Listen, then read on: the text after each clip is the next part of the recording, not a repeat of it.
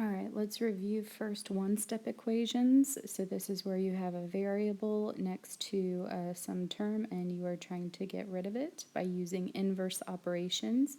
So you can see we subtracted 6 from both sides to get x by itself. That's called isolating the variable. On this two-step equation, you'll notice that we have two terms. You might want to start out by circling them. That way you can see them separately and decide which one to use first.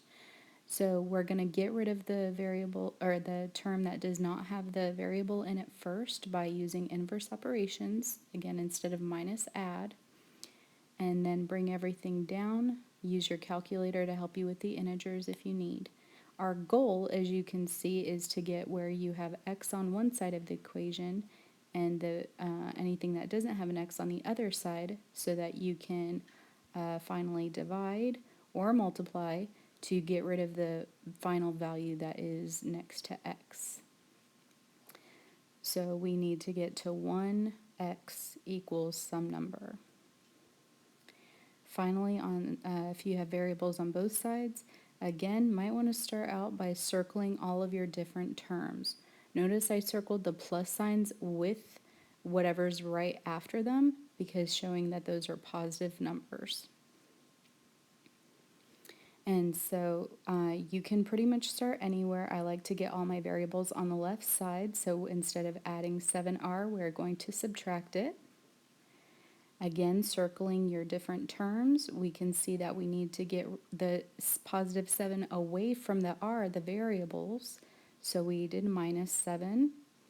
So again, we reached our goal of getting all of our variables on one side and all of our constants on the other side, so we can divide or multiply by that term to get rid of it. Again, using inverse operations, we tried to get to 1r.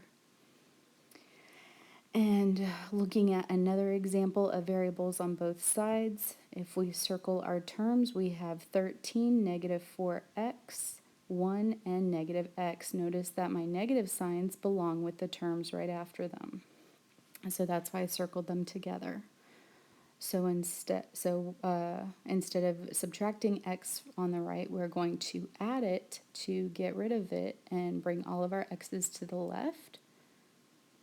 And then now we have three terms. We have 13, negative 3x, and 1. So we're going to try and get the 13 away from the variable.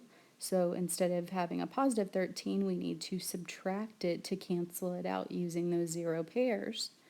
And once we do that to both sides, we end up at our goal. We have all of our x's on the left, all of our constants on the right. So now this is read as negative 3 times x, so that's why we're using division to get rid of it and solve for the variable to get a value of 1x equals 4.